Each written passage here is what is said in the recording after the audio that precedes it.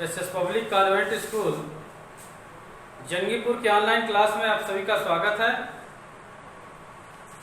Class 9 के subject जीव विज्ञान में आज आप लोगों को जीव द्रव्य के विभिन्न भागों के बारे में बताया जाएगा। डिफरेंट पार्ट्स ऑफ प्रोटोप्लाज्म, यानी कि जीव द्रव्य के कितने भाग होते हैं उसके बारे में। तो देखिए, जीव द्रव्य के प्रमुख 3 भाग होते हैं: कोशिका कला, कोशिका द्रव्य और केंद्रक।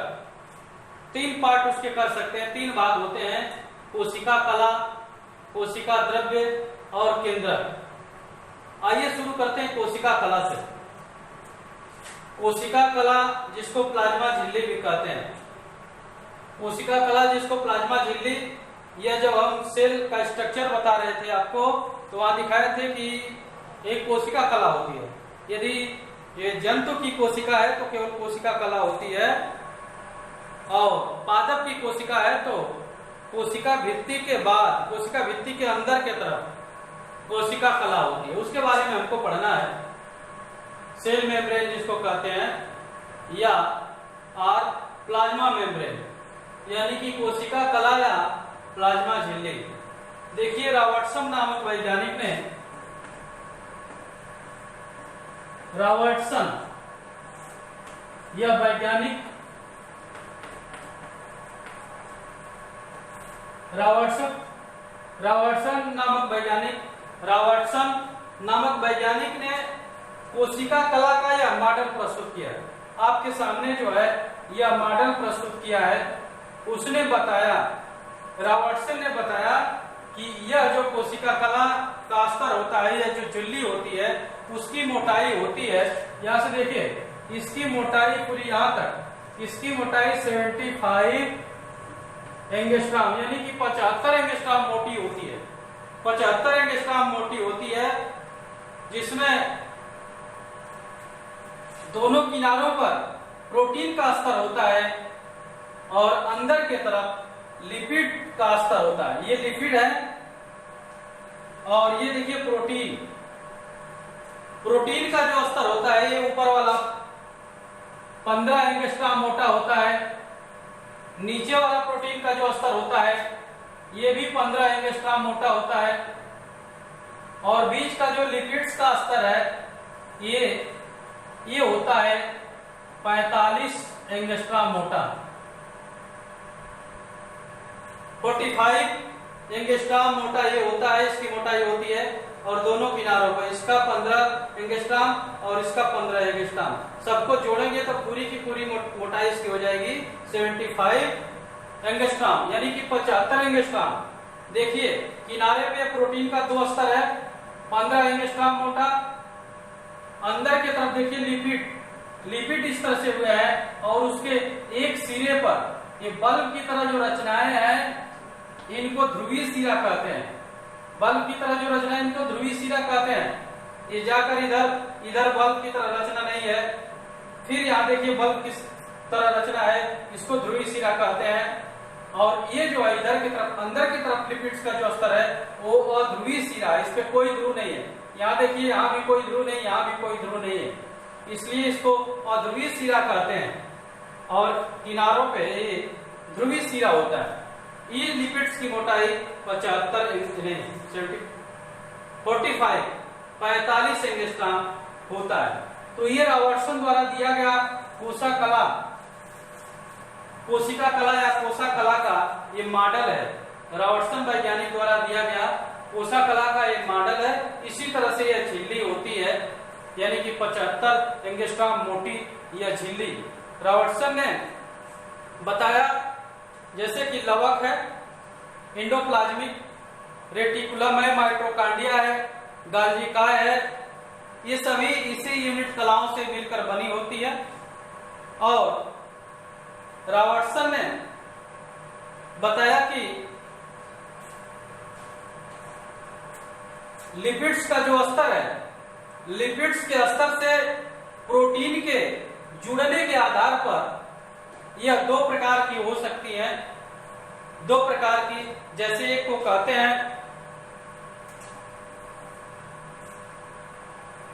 वह है या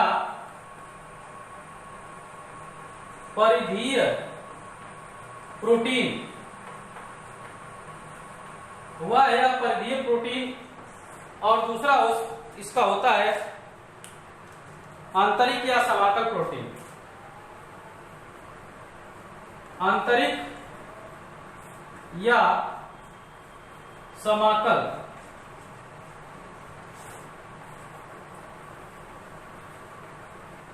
यानी कि लिपिड्स के साथ प्रोटीन जो है दो तरह से जुड़ सकती है। लिपिड्स के साथ प्रोटीन दो तरह से जुड़ सकती है। एक पहला है वह है अपरिधीय प्रोटीन। यहां देखिए पहले का उदाहरण, यहाँ पे देखिए आप, यहाँ देखिए लिपिड्स जो है बीच में है और दोनों किनारों पे क्या है, प्रोटीन। तो इसको कहेंगे वह या परिधीय प्रोटीन। परिधि पे है या बाहर लगा हुआ है प्रोटीन, इसको कहेंगे वह या परिधीय प्रोटीन। और दूसरा है आंतरिक या समाकल प्रोटीन। उसमें क्या होता है कि यहाँ जो देख रहे हैं लिपिड्स है, लिपिड्स में ये जो प्रोटीन होती है, ये प्रोटीन कहीं कहीं धंसी होती है इस तरह से, मोज़ेक मॉडल की तरह, मोज़ेक मॉडल भी उसको कह सकते हैं। इस तरह से मोज़ेक होता है इस तरह से, उसी तरह से ये प्रोटीन जो है इसके बीच में कहीं कहीं इस तरह से धंसी होती है, उसको कहते हैं आंतरिक या समाकल प्रोटीन। तो ये रही कोशिका कला की संरचना, स्ट्रक्चर ऑफ सेल मेम्ब्रेन। कोशिका कला का ये संरचना है, इसका फंक्शन क्या है, इसका कार्य, कोशिका कला का कार्य, फंक्शन देखेंगे इसका क्या है। कोशिका कला, कोशिका कला का कार्य, कोशिका कला कोशिकाओं को वह रक्षात्मक आवरण प्रदान करती है, बाहर से रक्षा के लिए एक आवरण प्रदान करती है, कोशिका को निश्चित आकार देती है, कोशिका को निश्चित आकार देती है, और कोशिका द्रव्य तथा उसके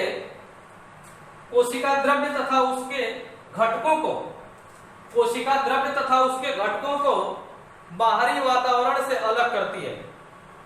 और इसका कार्य क्या है, इस मेम्ब्रेन का, इस कोशिका का, यह कोशिका कोशिका के अंदर आने और जाने वाले पदार्थों पर नियंत्रण और उनका संचालन करती है। इस कोशिका का एक और खासियत है कि यह कोशिका कुछ पदार्थों को अंदर या बाहर आने जाने देती है, जिसके कारण इस कोशिका को वर्णात्मक पारगम्य झिल्ली कहते हैं। वर्णात्मक पारगम्य झिल्ली, इस कारण इसको वर्णात्मक पारगम्य झिल्ली कहते हैं। यानी कि कुछ ही पदार्थों को आने जाने का, जैसे घोलक के पदार्थों को आने जाने देती है, लेकिन घोलक के अणुओं को आने जाने देती है, लेकिन घुलित के अणुओं को आर पार आने नहीं देती, आने जाने नहीं देती। इस कारण से इसको वर्णात्मक पारगम्य झिल्ली कहते हैं। आज के वीडियो में बस इतना ही, धन्यवाद।